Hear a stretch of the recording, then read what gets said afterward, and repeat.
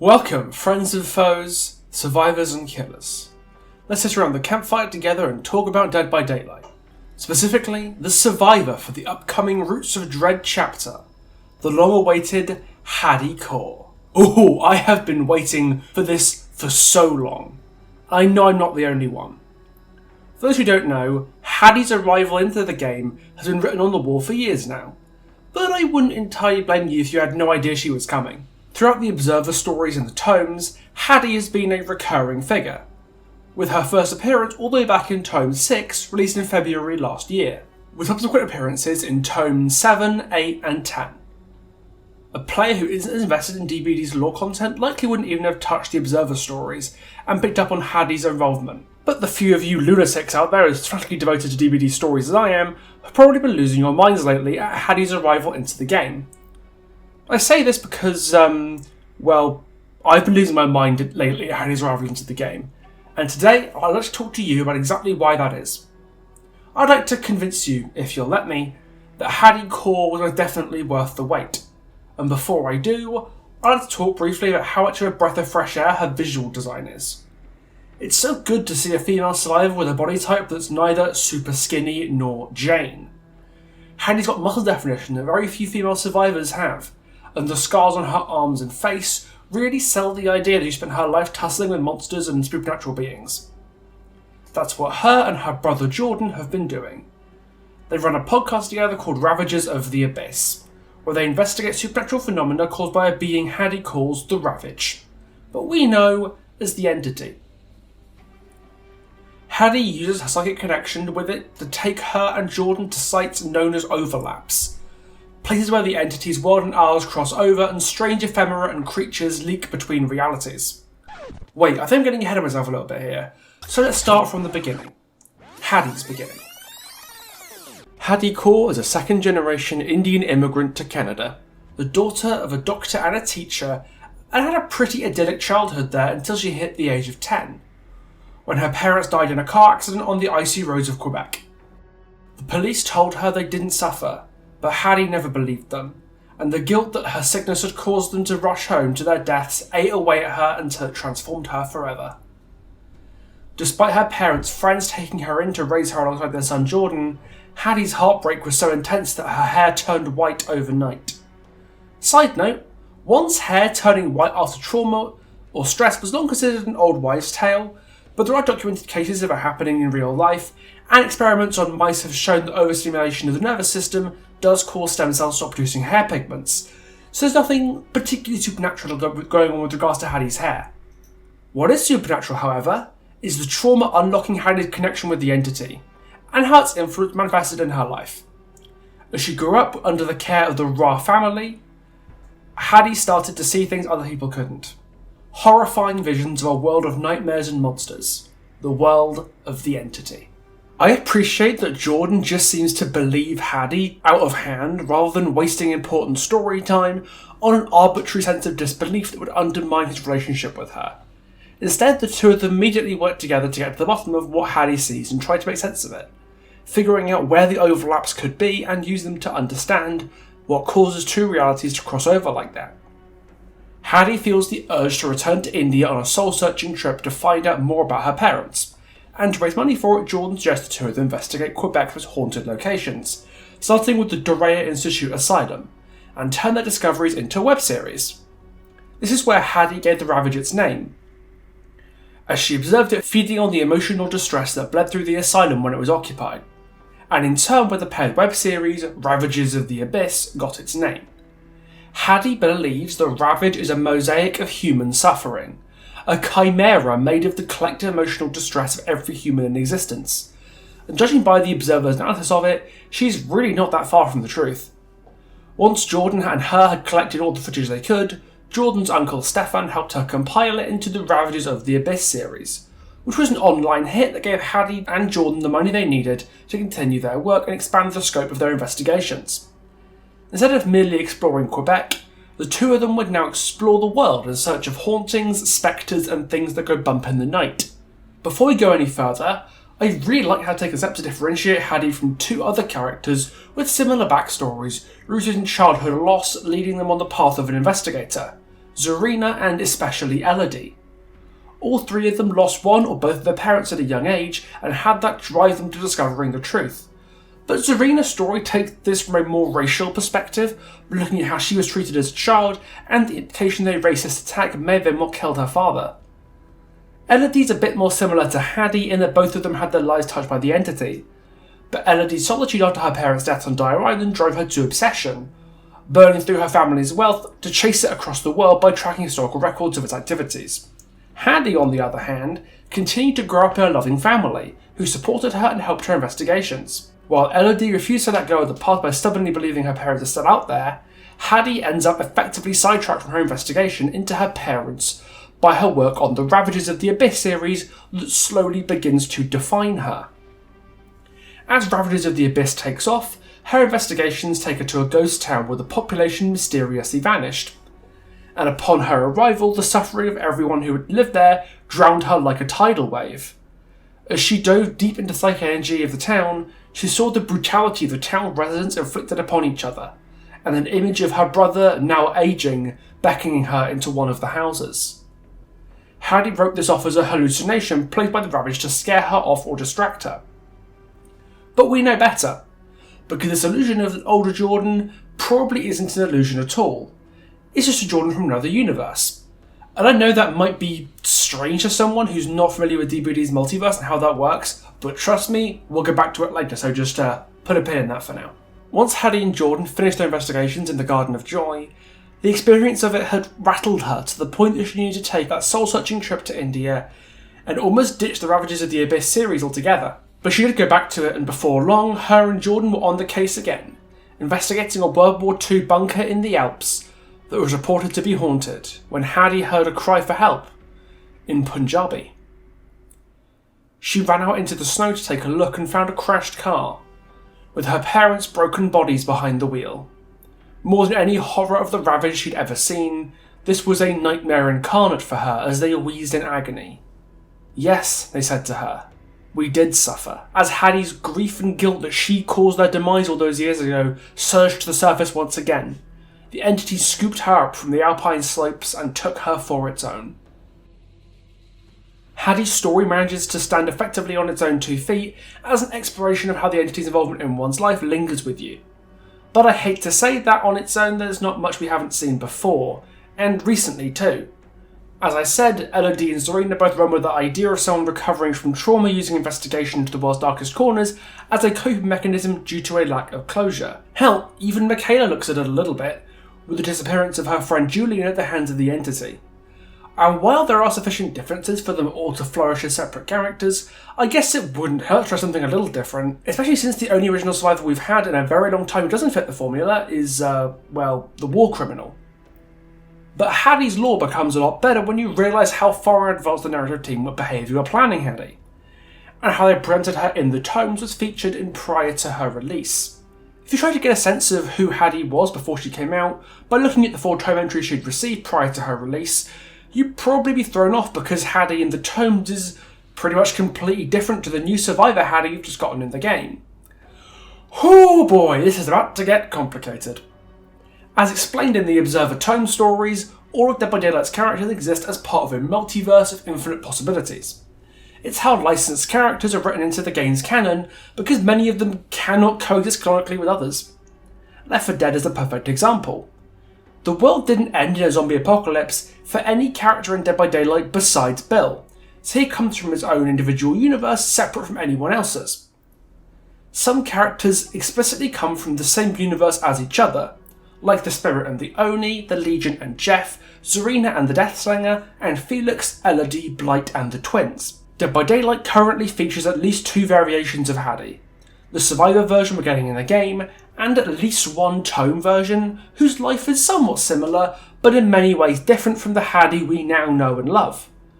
Tome Haddie lost her parents at the age of 5, younger than survivor Haddie, who became an orphan at the age of 10. And while survivor Haddie was taken in the Alps, the Tome Haddie ended up losing her brother Jordan in the Alps when he was taken by the entity in her place. Many people are calling this a retcon or a writing inaccuracy that the Haddie we've got as a survivor has several key details different from the Haddie in the tomes, But if you actually look at the tomes themselves, it's very clear that we weren't going to get the same Haddie twice. Look at the start of the Observer section of Tome 10, Things in the Fog, Arcus 27. Most of the fiction featuring Haddie and Jordan ends with one of the siblings disappearing, which accounts for some of the contradicting memories I've discovered in the fog. I believe there are several actual Haddies and Jordans stuck here with all the others. Multiple iterations of Haddie and Jordan exist throughout the multiverse, each of their stories recorded in the form of horror fiction present in another universe and recorded in the Observer's logs. The Haddie we get in the game itself is just one of those Haddies, with the Tome version of her being a different one who lost her Jordan instead. It's entirely possible that the Haddies we see in Tomes 6, 7, 8 and 10 aren't even the same Haddie as each other, but for the sake of argument, let's say they are, just make processing it a little bit easier. Tome Haddie lost her parents on an island when she was 5 years old, suggesting she was perhaps a child of the Imperiati like Felix and Elodie. The Imperiati being the secret organisation trying to keep the entity-controlled Black Veil from conquering the world. Because she was only 5 and never went to Dire Island herself, Haddie isn't technically a pariah like them, but that also meant she doesn't have much of the associated baggage and unlike Survivor Haddie, doesn't feel any guilt about the deaths of her parents, she barely even remembers them. Tome 6 details her, Stefan and Jordan investigating the evil eyes of the Himalayas, a creature living in the mountains of India that drove a platoon of British soldiers occupying in the 17th century to turn on each other in fits of madness and aggression. This is pretty different from Survivor Haddie, whose trip to India was a personal backpacking trip. What follows is a recounting of Haddie's close call at the hands of the creatures of the caves, a beast with 1,000,000 eyes that hunted her and Jordan throughout the caves. And this is just Haddie's life, dusting out old stories, battling monsters, documenting events long since forgotten. Sounds like quite the life. Tome 7, meanwhile, decides to look at it from her uncle Stefan's perspective and chooses to ground an idea covered in prior Observer tomes that becomes central to the later stories. The notion that stories in one universe can become reality in another. This is something touched on in one of the earlier Observer tomes, that consciousness is the entity's realm can be used to manifest objects that you can imagine. And while it doesn't really have any bearing on Haddie as a character, it legitimizes the multiversal nature of DBD and turns the distinct and strange ideas of the Observer stories into a world of people and characters we can understand. Tome 8 functions as a kind of sequel to this, exploring how Haddie and Jordan manifest different realities as fundamentally the same people, but with key differences in the details. In one universe, it's Haddie and Jordan running the Harbinger of Hell series. In another, it's called Harbinger FM. In another universe, it's Haley and Jaden, or Hannah and Justin. Different retellings of the same story that weren't identical, but iterate on each other. Curiously, the Observer seems convinced there's a difference between the true memories and those created by the stories. You might think that now we finally have Haddie in the game, that's our definitive true Haddie, but that might not necessarily be the case. According to Tome 8, Arcus 17, some of these stories go so far as to claim broken or traumatized people can derive strange abilities from the vibrations emanating from these dark and cursed places. These people can ultimately use the bleed, my preferred name for the phenomenon, to access knowledge beyond the veil, as it were. The Survivor Haddie we know gained her insights into the fog after being traumatized by her parents' deaths, exactly how the story said you could get those abilities. That does draw into question whether the Haddie we have in DBD is a real Haddie or someone's story brought to life in another universe. But all we do know is that that wasn't how Tome Haddie got her abilities, because the car crash that killed Survivor Haddie's parents wasn't part of Tome Haddie's history, so she wouldn't have had that trauma hit her in the same way. If there was any doubt that the Haddie we have in the Tome stories isn't the same one as we have now as a survivor, Tome 10 should close the book on that doubt. Haddie in Tome 10 is much older than we've ever seen her, and is still in the world of the living as she pays a visit to Maxwell Holt, a soldier whose unit in Afghanistan was wiped out by a creature not of this world. There's a couple of things to bear in mind when reading the Tome 10 story. The first being that Maxwell Holt seems like an alternate universe version of Mahan Singh, a fictional character and soldier in the Indian Army in one of the stories the Observer finds in the Chamber of Blood in his tower. What that means in determining if Tome Haddie is real or not, I don't know. In Tome 10, Haddie is trying to recruit Max some sort of organisation. She's putting together a team of individuals who've had scrapes with the entity and its servants, to fight back against the Black Veil and the entity's attempts to take a foothold in their world. She even uses a gun. Suffice to say, this is a very, very different Haddie from the one we see in the game as a survivor. And I wouldn't be surprised at all if the older Jordan that Survivor Haddie sees in her base story is the brother of the older Haddie we see in Tome 10. Again, this isn't stated in black and white, but the implications are present. That's what makes me enjoy Haddie's story so much. Because, full disclosure, most of the time I find DBD's multiverse idea to be a bit of a cop-out when it's used as an excuse to justify continuity errors or out-of-character actions. Like the nurse tome, for example. I hated the character assassination of the nurse in that story, and the explanation I was offered of it could just be an alternate universe version of the nurse didn't make it better at all, because why are we meant to give a single shit about this story's version of the nurse if it's a totally different version of the character to the one we've gotten used to that we can play in the game? What's the point of the story being about Sally Smithson if the character that we get in the story isn't the Sally Smithson we know at all? It's like killing our goldfish just to replace it with another one that looks kind of the same. You can tell it's meant to be attached to it just like the old one, but that's not going to happen easily. It doesn't justify killing the goldfish in the first place. You could simply just not kill the goldfish and give us more of it, more of the character we already care about, instead of trying to replace them with a shitty knockoff version of them that disposes of the themes and characterization that already worked for them. Haddie Kaur is not a replacement goldfish, because for the first time ever she's a character for whom the multiverse is a central part of her story and always has been. Well, I'd say always. It was introduced in the tomes before she was, and Tome 7 marked the first time her story intersected with Stephanie's idea of the multiverse, but you get the point. Especially in the later tomes, the idea that the Haddie we've gotten used to in the story so far is not the only Haddie out there is spelled out in black and white for us. We're given just enough time with Tome Haddie to get used to her and start to enjoy her as a character, before we're brought in with the idea that she's just one of many slightly different variations on Haddie throughout the multiverse, with different relationships, backstories and connections to the entity. Survivor Haddie being an alternate universe version of the Haddie we already knew lets us kinda have it both ways. If you want to enjoy Haddie at a surface level, maybe you're not a devoted lore enthusiast and mostly just there for the gameplay. You don't need a ton of prior knowledge about multiverses and variants to be able to appreciate her for who she is, a dogged investigator with a supernatural connection to the entity.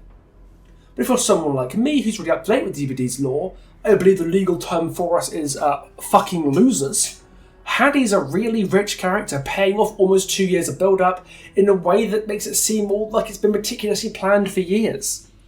And if you're a fairly casual player, or just someone who doesn't really go into the lore too much, and you find Haddie to be interesting, you really get a lot out of the Tome exploring her alternate versions. And that's your first step down the rabbit hole of DBD lore. And sooner or later you'll be babbling about Terra Arachna and the Trinitarian of Creation and Mahan Singh and the Chamber of Blood, just like the rest of us. She's the perfect bridging point between DBD as a game and DBD as a universe, and for that I absolutely love her. To me, Haddie Kaur is the star of the Roots of Dread chapter. Normally I'm all in on a chapter's killer being more interesting than the survivor, but Haddie really steals the spotlight from Dread in this one. And don't worry, I'll be talking about Greg in due course, because I have a lot of complex thoughts about it. After a couple of half-baked original survivors back to back, Haddie represents a spectacular return to form for DBD's original storytelling through new characters, and ties the Observer stories with the main canon of the games in a way we haven't really seen before. And she's going to be my new main survivor, so that's nice too. Only one issue though, her hair. In the lore it's meant to be white, right? Well, you can see it on the key art for the chapter that it's white, but her in-game model and character icon have it as blue. Of course she has blue hair and pronouns. And it isn't lighting either, you can actually look in her model in the game files and you can see it's blue. I know it's kind of nitpicky, but it really should be white, given it's a physical marker of the trauma that helps her see the overlaps and shit like that. Maybe there'll be another universe where Haddie releases with the correct hair colour that reflects her lore and fits with her character, or maybe I'll just buy a cosmetic from the store. Alright friend, that's everything I have to say about the legend herself, Haddie Kaur. I hope after all this tome admin that that's been of some help to you. And if it was, then please consider liking the video, subscribing if you're new to the channel, and you can take a look at the links in the description for my Twitter, my Twitch, my Discord server, and my Patreon and Ko-fi links if you think this content is worth your money. The near future is looking really busy, there's so many videos I want to make. There's always something on the dredge that'll be coming out for the chapter release, but there's also one of the 2 original killers I haven't touched due to get a video soon, and the new Evil Dead game came out recently, and I've really been loving it. So expect a video on that because I have a lot to say about it. Whatever's next, I do hope to see you then, so thanks for watching and I'll see you next time. Ta-ta for now.